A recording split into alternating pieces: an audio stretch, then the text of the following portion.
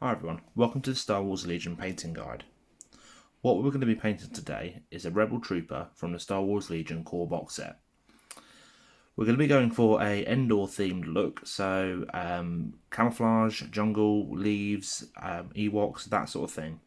Lots of greens, browns, greys, very muted colours. I'm going to be using mostly Vallejo paints, but also some Citadel contrast paints. And it's going to be one of the first times I've tried contrast paints properly, so it'll be interesting to see how they work. To start off, we've primed the model using Flames of War Grenadier Grey. It's a spray paint can, and it's a very nice sort of like green-grey colour. So if you think of the sort of colour that army men, little plastic soldiers, the cheap ones would be, this is very similar. So we'll be painting, first off, blocking the colours in, and that'll be done in several steps. I like to start on, especially models like this, I like to start with the flesh. So we'll be painting the flesh, and then the probably contrast paint on the trousers. After the trousers, we're painting the boots, and then the gloves, blaster, the hat. The rim of the hat is a different colour to the rest of it, and then finally the jacket. So all of these colours are just going to be blocked in to begin with. Don't have to be overly careful, but kind of do still need to be wary that, especially with the contrast paints, if you were to get another colour where you want to paint contrast paints to begin with, you're going to have issues with the coverage, because contrast paints don't cover up other colours very well. So I'll stop here, and then when we come back we'll be looking at the painting. So step one is nice and easy. I'll be painting the face. That's the only flesh which is visible on this model, so it should be relatively quick. To do that, I'm going to be using Vallejo's model colour basic skin tone. And that's just going to be blocked into the face. I'm not going to worry about trying to pick out the beard yet. I'll come back and I'll do that later. So here's the first step done. Nothing pretty. Just layered on the flesh colour onto his face. Some of the people, or some of the models I should say, have got their hands exposed.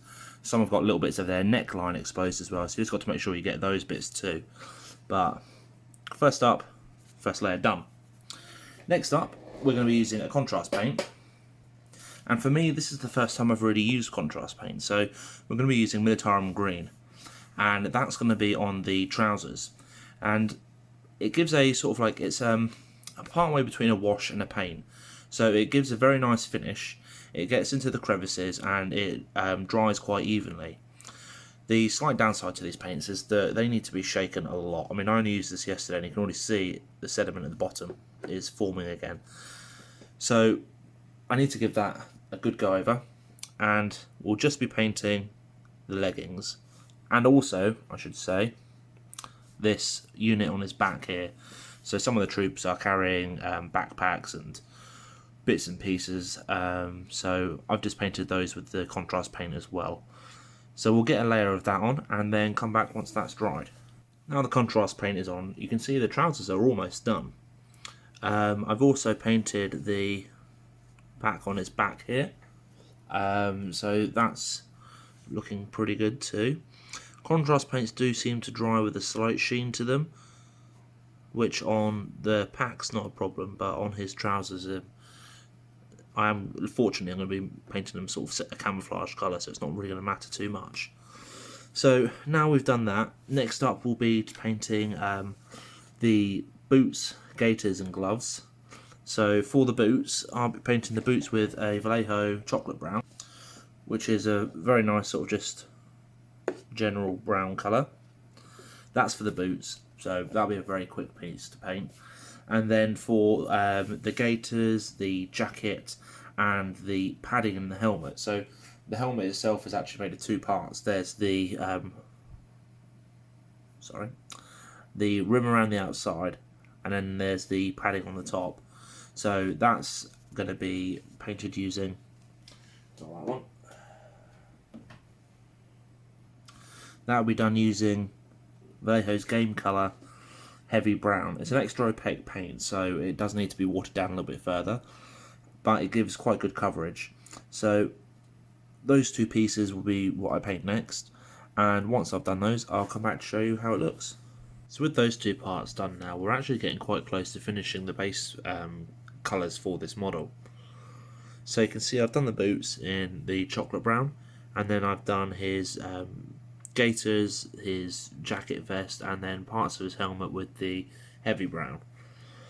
Now those parts are dry, we can move on to the final two colours actually for this model, the first final base colours.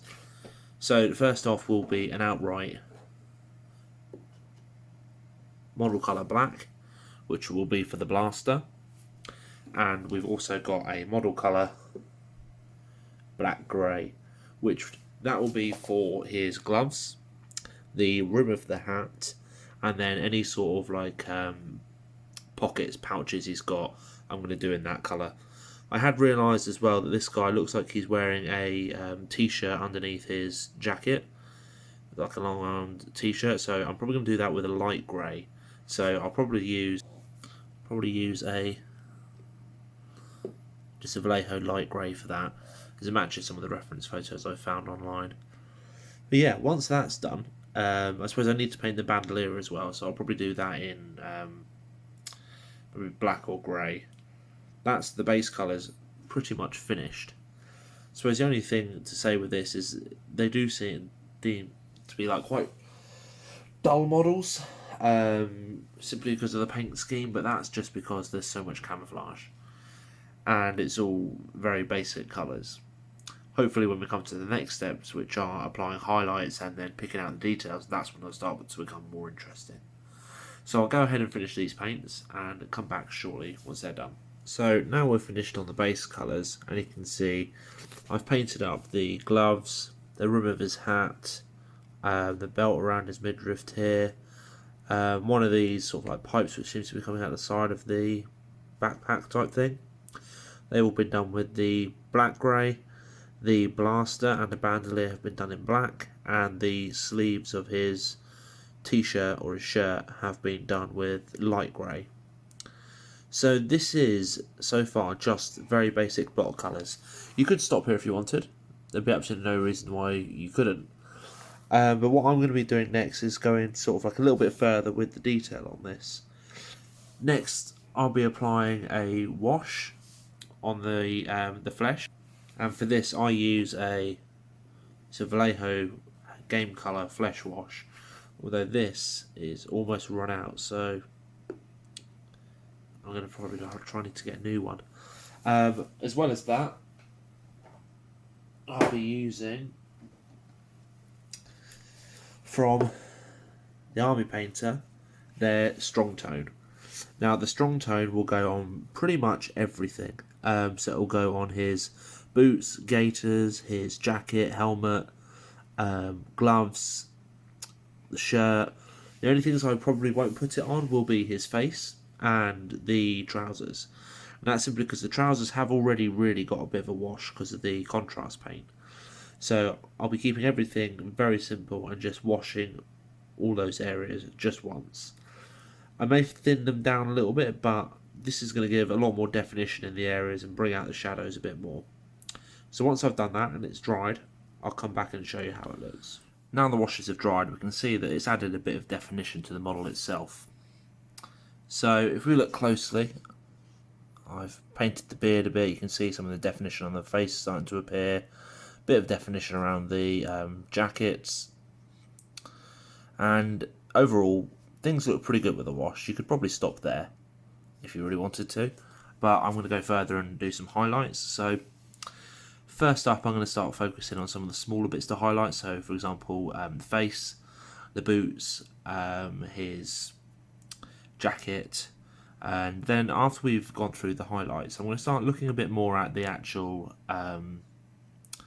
details on this model. So we can see the gun has sort of like several different parts to it, which could probably be picked out in slightly different shades of either shades of grey or other colours just to make it a little bit more interesting.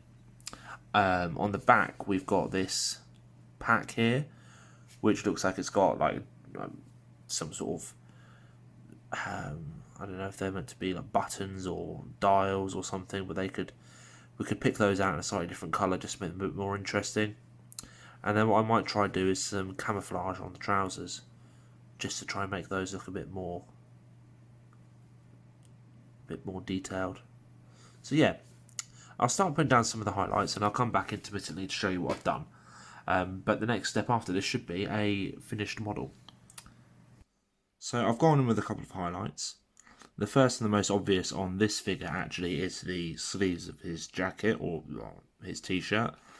So I've just given them a highlight with Vallejo model colour light grey. I did the same for a couple of the others, and what I'll do is I'll take the opportunity to show you how I've applied the same colours to different models. So this one, of course, you can see I've done the beard there. And for this I also painted one of the commander's cloaks with the same colour, and even gave it a little bit, added a little bit of white into these just to lighten it up a little bit. I've also given a very quick highlight to the boots. That was just with the original colour again, and on all of the areas of dark grey I used the light grey from the model colour, and then I used the grey black just to highlight up, and you can kind of see around the rim of the helmet there, on the bandolier, some elements on the gun, on the blaster, on the belt here. I've just tried to give it a little bit more definition. I've not been too neat because you could spend hours painting a single figure.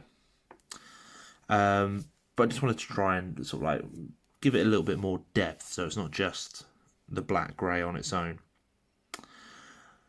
Next up, I'm just going to be a few more layers of highlights, but what I'm also going to do is show you some of the other bits I've been working on with this squad. So, first up, we've got a couple of heavy weapons in here as well. So, I've been working on these guys. These are still partly finished. They're at the same sort of stage. So you can see very similar highlights been done on these. I've highlighted bits of the grey. The blaster here is still in progress. What I did is I painted that white, gave it a wash of blue, and I kind of picked out the white ridges again. I've got to go over it because there are black support kind of things, or things on the gun barrel that need to be repainted in, so that's why it doesn't quite look as good.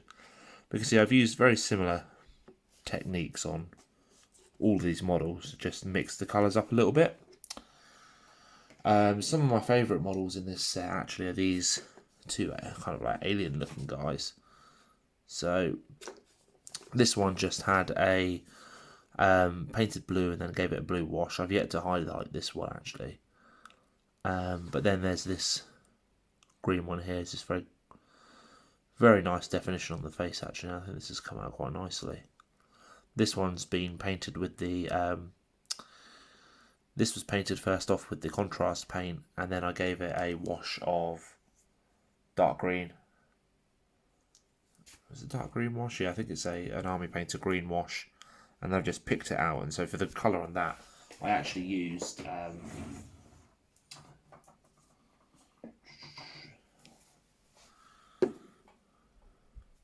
model colour Iraqi sand mixed with game colour goblin green.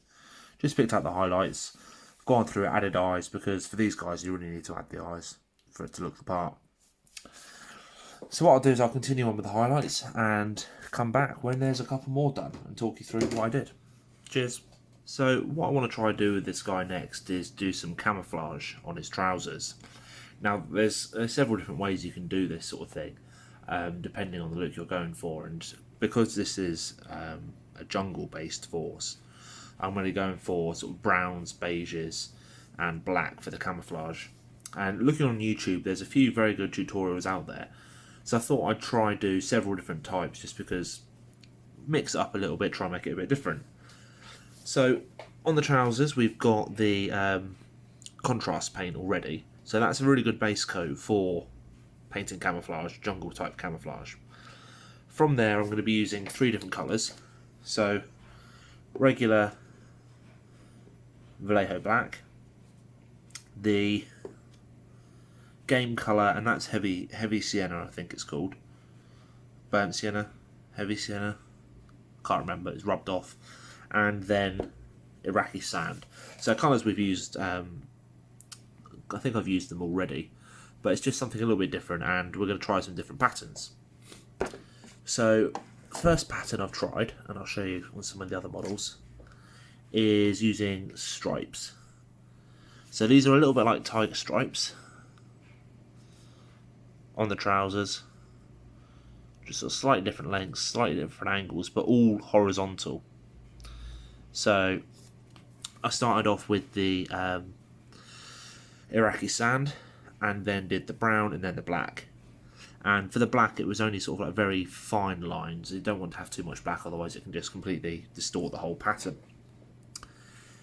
Next up was just sort of like splotchy camouflage. So again, started with the sand, then the brown, then the black. Sort of like going from larger patches down to smaller. The final one is kind of loosely based on British Army camouflage that I found a tutorial for. So that's starting off with painting irregular shapes of the beige, so the sand, and then slightly smaller irregular shapes of brown, and then finally finishing up with some black, almost like tiger stripe kind of things again, but just not quite as pronounced. So that's how I've done the camouflage on these, and if I put them all together, you can see that this gives a variety of different effects. So next up, we'll be going in with some of the more of the highlights and just finishing off, and it probably should be finished quite soon. And there we go. I'm going to call this finished now. So now the camo's been added on here, as you can see, using the three shades, the sand, the brown and the black, and again the same on his back. I've just gone in and added some details. So I've just added some red dots to the sight there and the barrel, just to try and make it look a bit more detailed. On the back here, I've added just a couple of what look like they're meant to be lights or vents or something. Just added some detail on there, just to try and pick out something a little bit different about this model, because as I've said throughout, it's a lot of browns, a lot of beiges, and it's all quite dull in a way, but also quite interesting to paint. So this is done it's pretty much just to a tabletop standard. It's nothing fancy. You could spend much longer going through it if you wanted, highlighting further, more layers and picking out extra details, but I think for tabletop, this is quite good. So what I'll do is I'll finish off just with a couple of snaps of the other troops that I've done, just to show. I mean, I've added variation in there, so hopefully some pictures will do those justice. Please keep an eye out for the other videos I'll be doing for my Star Wars Legion series. This is the first in probably several videos that I'll be doing. I'll just be looking through the core box set, painting the figures in there, and then I've got a couple of extra heroes as well for the Rebel Alliance. So videos will be coming out for all of those in a very similar style to this. So here's the finished article. I've gone ahead and painted the base and put some basing materials on them. As I mentioned at the beginning, we're going for a sort of jungly kind of Endor theme. So I've got painted the base as brown, just so that it kind of fits in with the forest theme. I've put some, it's sort of like brown sawdust. I cannot remember where I got it from, but it works quite well as a nice sort of like forest floor. I've then used some of the Luke's APS 2-in-1 mid-green flock, so that's these bits here. And I've just scattered a little bit of that on with a little bit of PVA glue. I've also used a little bit of static grass. So this is just a random mix I've got. I think it's about it's either 3 or 4 mil grass, and it's mixed in there with some other basing materials and bits and pieces, and I've just put a little bit of PVA glue over the top of the sawdust and then dabbed this on. And then to finish it off, just a couple of tufts. We've got some flower tufts in here. We've got some grass tufts on some of them. For example, this one here, I've put it's like a dead grass tuft, just to try and give it a little bit more foliage. But as you can see, they've come out quite nicely. Very happy with how they're looking. I was a little bit worried that they didn't look too good, but then I did the eyes and the camouflage, and actually I think they've come out quite nicely. So that concludes this part of the painting guides. Next I'll be moving on to some of the other parts from the starter box set. So if you like this, please comment on it and like and subscribe. Thank you. Cheers.